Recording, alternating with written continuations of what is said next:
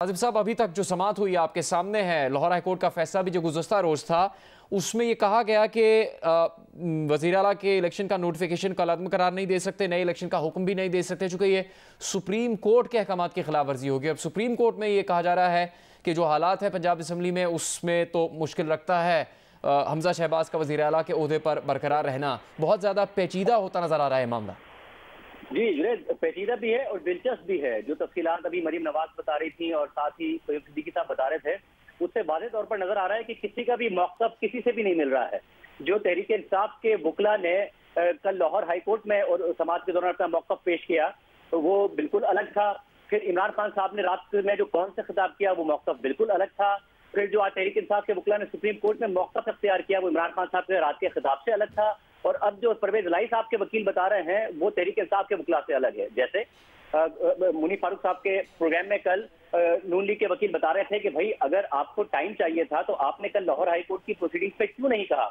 High court ने तो पूछा था, क्योंकि पहले आपने कहा था आपको 10 दिन का टाइम चाहिए, मगर जब हाई कोर्ट ने पूछा कि क्या आपको वक्त चाहिए तो वकला ने कहा कि नहीं, हमें वक्त नहीं चाहिए। फिर लाहौर हाई कोर्ट ने फैसला दे दिया तो इमरान खान साहब रात को कौन सा खिताब करने आए और उन्होंने कहा कि जी 17 तारीख को तो बाई इलेक्शन होना है, इसके अलावा हमारे 6 अराकीन हज पे गए हुए हैं तो हमें वक्त चाहिए। मगर आज जब बाबर एवान साहब सुप्रीम कोर्ट में आए तो उन्होंने कहा 1 हफ्ता चाहिए। अब 1 हफ्ते में ना तो 17 जुलाई आ जाएगी जिसके बाई इलेक्शन होने हैं, ना ही 1 हफ्ते के अंदर अंदर हज होगा, क्योंकि हज में भी अभी 10 दिन बाकी हैं।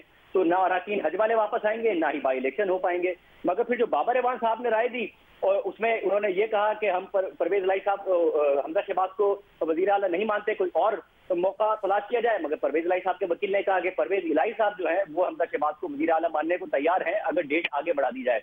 तो किसी का भी मौक़िफ़ किसी से नहीं मिल रहा है। इमरान खान साहब के अपने वकीलों का मौक़िफ़ इमरान खान साहब से नहीं मिल रहा है और तहरीक इंसाफ के जो वकील का पंजाब में लाहौर हाई कोर्ट में मौक़िफ़ था वो सुप्रीम कोर्ट में नहीं मिल रहा है और सुप्रीम कोर्ट में जो तहरीक इंसाफ के वकील का मौक़िफ़ है वो परवेज इलाही के मौक़िफ़ से नहीं मिल रहा है।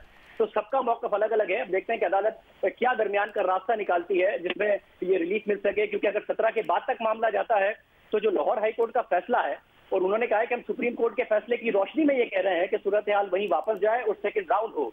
मगर अगर बाई इलेक्शन हो जाते हैं तो फिर उम्मीदवार तो वही होंगे मगर एमपीएस नए होंगे। उसके नतीजे में जाहिर इलेक्शन कमीशन जो 5 है अराकीन है वो भी नोटिफाई कर देगा तहरीक इंसाफ के और 17 तारीख को बाई इलेक्शन भी हो गए होंगे। तो फिर सूरत हाल वहीं तो नहीं जाएगी जहां पर पहले हमजा शहबाज और परवेज इलाही साहब के दरमियान मुकाबला होने की सूरत में थी, जो लाहौर हाईकोर्ट का कल का फैसला आया है। तो इसका मतलब एक नया इंतखाब होगा, एक नए सिरे से होगा जिसमें उम्मीदवार तो वही होंगे मगर एमपीएस उनमें नए भी होंगे। तो देखते हैं कि सुप्रीम कोर्ट क्या दरमियान का रास्ता निकाल पाती है। तहरीक इंसाफ का तो बार बार मौका अलग नजर आ रहा है फोरम पर।